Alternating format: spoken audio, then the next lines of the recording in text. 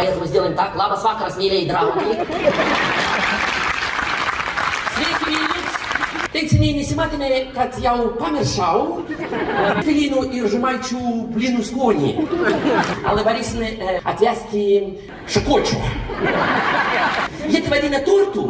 Pradėjau mokytis lietuvių kalbos.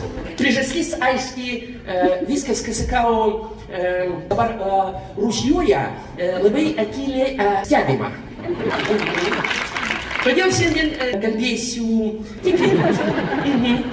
Ir juokuoju lietuviškai.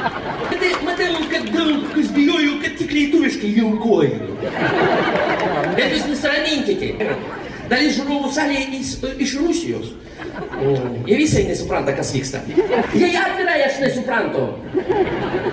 Kas sakau? Неделю учил, а?